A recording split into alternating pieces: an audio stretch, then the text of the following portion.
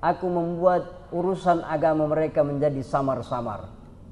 Kita sulit, ya, maksudnya orang awam itu sulit membedakan, karena sekarang ini orang yang tidak paham agama seolah-olah dia paling ahli agama. Iya, baru taubat 1 bulan sudah kuasai semua Sahih Bukhari Muslim. Ulama yang ngaji bertahun-tahun, orang yang mondok berpuluh-puluh tahun, tiba-tiba dianggap bodoh. Saya kasih contoh. Fatwa ulama baru-baru ini tentang sound yang besar suaranya itu kan difatwakan majelis ulama bahwa itu haram hukumnya karena mengganggu orang. Tapi dengan seenaknya kita lihat komentarnya orang-orang yang tidak paham agama seolah-olah menyalahkan ulama yang memfatwakan haram sound hork itu. Padahal berapa besar mudarat yang ditimbulkan oleh kesenangan-kesenangan sesaat itu. Artinya apa? Setan membuat kita memandang agama itu samar-samar. Yang benar kelihatannya salah, yang salah kelihatannya ini yang paling benar. Itu namanya samar. Yang ahli ibadah kelihatannya dia ahli maksiat, yang ahli maksiat kelihatannya dia yang paling soleh. Nah, ini yang membuat kita di akhir zaman ini dipengaruhi oleh iblis. Yahya bin Mu'az Ar-Razi berkata, bagaimana mungkin kita selamat daripada godaan iblis? Dia punya kelebihan yang kita tidak miliki. Yang pertama, innahu yaraka wa anta la tarah. Dia melihat kita dan kita tidak melihat iblis. Yang kedua, iblis lebih tua daripada kita, bahkan lebih tua daripada Nabi Adam. Dia lebih senior daripada kita. Jangankan kita, para nabi, para wali, para salihin banyak yang tergelincir, apalagi kita ini orang awam. Yang ketiga, iblis tidak punya pekerjaan. Hanya satu pekerjaan iblis, menggoda manusia. Keempat, kekuatan iblis adalah kita punya nafsu yang menjadi senjata iblis dari dalam diri kita. Insyaallah yang ingin saya bahas pada khutbah kali ini yaitu ujian-ujian yang selalu datang menghalangi kita untuk dekat kepada Allah Subhanahu wa taala. Ketika iblis diusir dari surga, iblis berjanji kepada Allah Subhanahu wa taala. Dia berkata, qala fa bima aghwaytani la'aqudanna lahum siratakal mustaqim. Sebagaimana engkau telah menyesatkan aku, maka aku akan menggelincirkan mereka dari jalanmu yang lurus. Summa la'atiyannahum min baini aydihim, maka aku akan datang kepada mereka dari hadapan mereka. Wa min khalfihim, dari belakang mereka. Wa an aymanihim, dari sisi kanan mereka. Wa an syama'ilihim, dan aku akan datang dari sisi kiri mereka. Wala tajidu aksarahum syakirin, dan engkau tidak akan mendapati mereka menjadi hamba yang bersyukur. Iblis berjanji kepada Allah bahwa seumur dunia, sebelumnya dia berjanji, ya Allah, anzirni ila yaumi ba'sun, kasih saya kesempatan seumur dunia. Doanya dikabulkan. Kasih kesempatan saya untuk menggoda anak cucu Adam. Doanya pun, permintaannya dikabulkan oleh Allah. Maka dia akan datang dari depan, dari belakang, dari kanan dan kiri. Sehingga kata iblis, engkau akan mendapati anak Adam tidak bersyukur kepadamu. Sebagaimana nenek moyang mereka Nabi Adam itu, engkau ciptakan dia. Engkau muliakan Nabi Adam dari seluruh malaikat. Engkau muliakan Adam daripada aku. Tapi dia tidak mensyukuri karunia yang engkau berikan, sehingga dia mendurhakaimu. Maka engkau akan mendapati anak Adam ini, wala tajidu aksarahum syakirin, hanya sedikit saja yang mampu benar-benar bersyukur kepadamu. Dalam tafsir At-Tabari, Imam At-Tabari beliau Imam Al-Qurtubi, ya, dalam tafsir Al-Qurtubi dikatakan apa yang dimaksud dengan syaitan datang dari kanan, dari kiri, dari depan, dari belakang. Beliau berkata, yaqulu usyakkikuhum fi akhiratihim. Iblis datang dari depan artinya dia membuat kita ragu tentang akhirat. Benarkah surga itu ada? Benarkah neraka itu ada? Benarkah hari kiamat itu ada? Kalaupun ada, kapan terjadinya kiamat? Kiamat kan ya masih jauh lah. Kita kan masih lama hidupnya. Dia membuat kita ragu tentang akhirat itu. Dia datang dari depan, kemudian dia datang dari belakang. Apa maksudnya? Ya, uraggibuhum fid dunya. Aku membuat mereka sangat cinta kepada dunia, sangat gandrung kepada dunia, sehingga melalaikannya daripada melaksanakan perintah agama. Kemudian apa maksudnya dia datang? An aimanihim, ya, usyabbihu alaihim amra dinihim. Aku membuat urusan agama mereka menjadi samar-samar. Kita sulit, ya, maksudnya orang awam itu sulit membedakan, karena sekarang ini orang yang tidak paham agama seolah-olah dia paling ahli agama. Iya. Baru taubat 1 bulan sudah kuasai semua Sahih Bukhari Muslim. Ulama yang ngaji bertahun-tahun, orang yang mondok berpuluh-puluh tahun, tiba-tiba dianggap bodoh. Saya kasih contoh.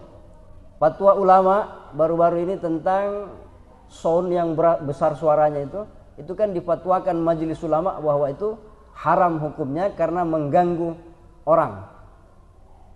Tapi dengan seenaknya kita lihat komentarnya orang-orang yang tidak paham agama seolah-olah menyalahkan ulama yang memfatwakan haram sound hork itu. Padahal berapa besar mudarat yang ditimbulkan oleh kesenangan-kesenangan sesaat itu.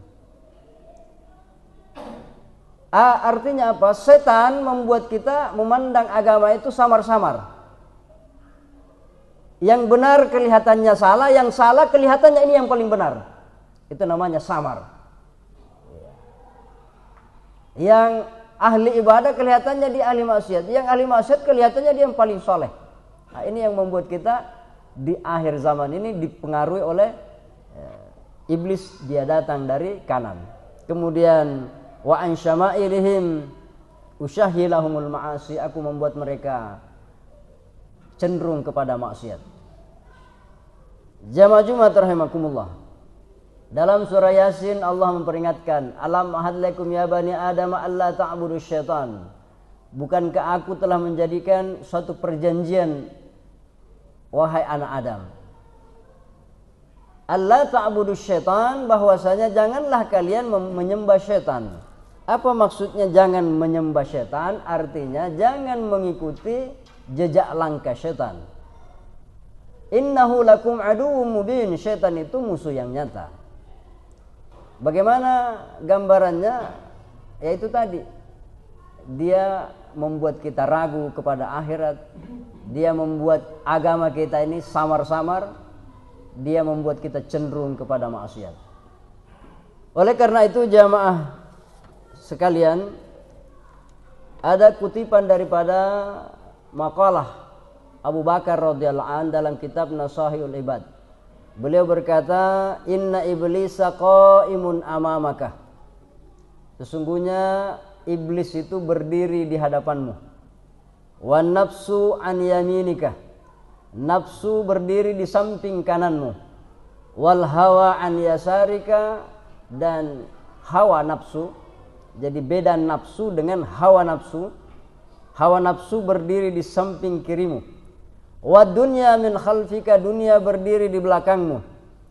Wal a'dha'u an haulika. Anggota badanmu ada di sekitarmu. Wal jabbaru fawqaka.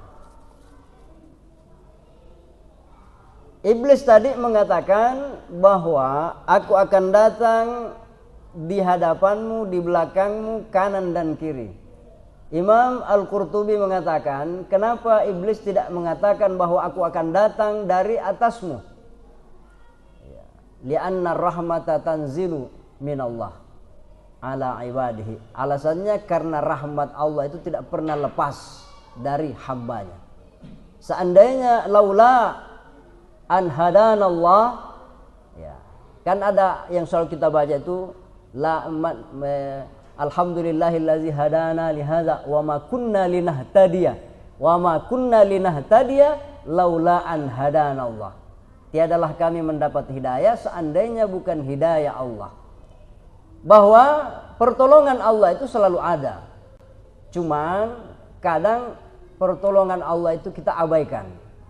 Kalau nurani kita masih berfungsi, jiwa kita masih kita dengarkan suaranya, maka kita akan terbimbing. Oleh karena itu kata Abu Bakar radhiyallahu an, iblis berdiri di hadapanmu. Fa iblisu yad'uka ila tarkid din. Iblis yang berdiri di depan kita, dia selalu mengajak kita untuk menjauh daripada agama.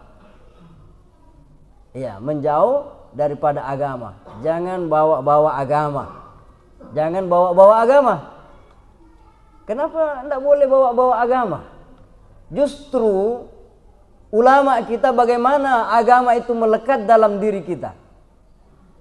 Orang dulu namanya macam-macam. Macam-macam. Ya.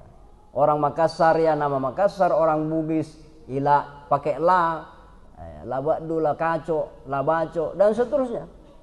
Datang Islam semua nama itu berubah.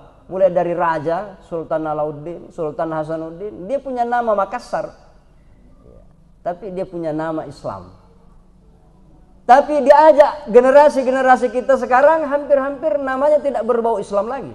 Seolah-olah nama Syarifuddin, Mahmuddin, Hasanuddin itu tidak keren lagi. Nama-nama artis, nama-nama pemain bola yang dia sendiri tidak paham. Iblis mulai dari hal yang kecil seperti itu dia mengajak kita untuk jauh daripada agama. Dia bilang jangan selalu bawa agama.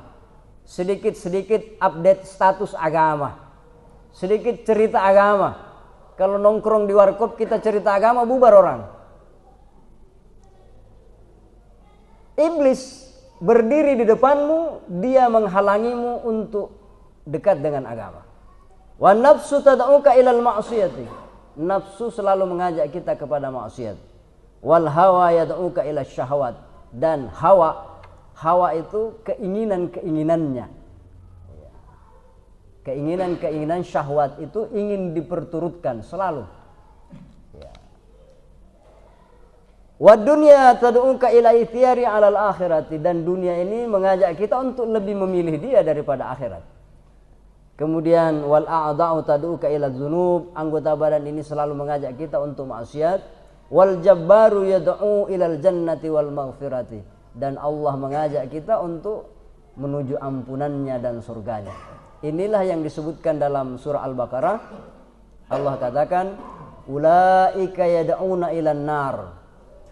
Mereka yang disebutkan tadi, iblis, dunia, nafsu, syahwat, ulaika yad'una ilan nar. Mereka itulah mengajak kalian menuju neraka.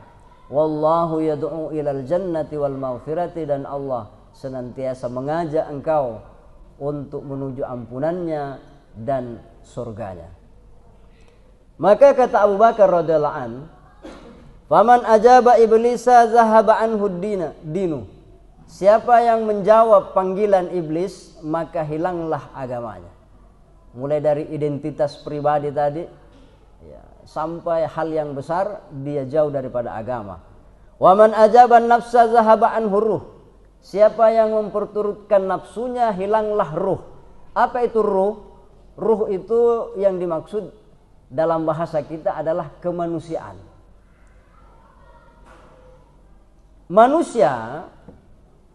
Manusia dalam diri kita ini ada dua, ada kemanusiaan, nafsul insaniyah namanya, ada nafsul hayawaniyah.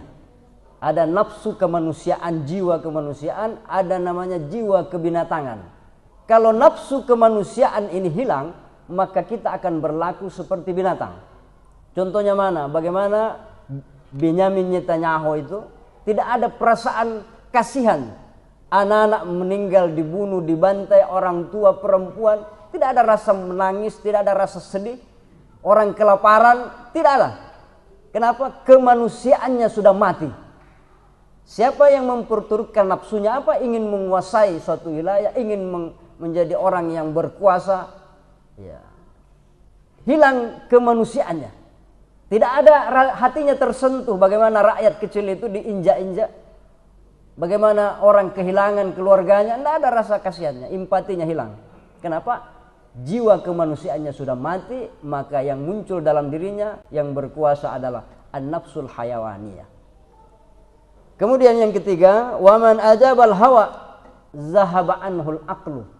Siapa yang senantiasa memperturutkan hawa nafsu, keinginan nafsu itu sendiri, maka hilanglah akalnya.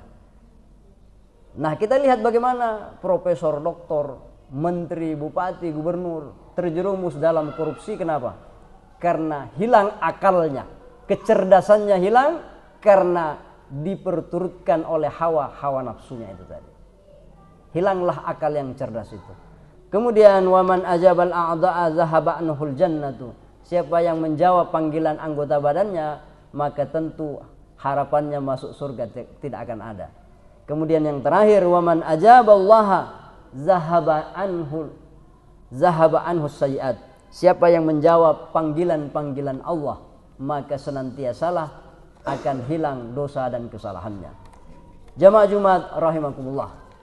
Kemudian yang terakhir, ada seorang ulama yang mengajarkan kita bagaimana dia menyerahkan segalanya kepada Allah.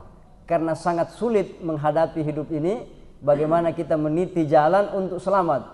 Karena itu tadi, depan belakang, kiri kanan, selalu ada yang menghalangi kita untuk dekat kepada Allah. Beliau berkata, ilahi, wahai Tuhanku, tulul amali gharrani, panjangnya angan-angan, banyaknya keinginan-keinginan telah memperdayaku. Belum selesai urusan tak satu, ada lagi satu. Belum selesai rencana tak satu, ada lagi rencana yang lain. Rencana, keinginan, ambisi, ini telah memperdaya kita. Tanpa terasa rambut tak sudah putih, tanpa terasa mata tak sudah rabun, tanpa terasa kita membuang waktu kita. Wa hubbud dunya ahlakani, dan kecintaan kepada dunia telah membinasakanku. Wasyayatinu adallani, dan syaitan menyesatkanku. Wan nafsul ammaratu bisu'i anil haqqi mana'atni, dan nafsu amarah dari kebenaran dia selalu menghalangiku.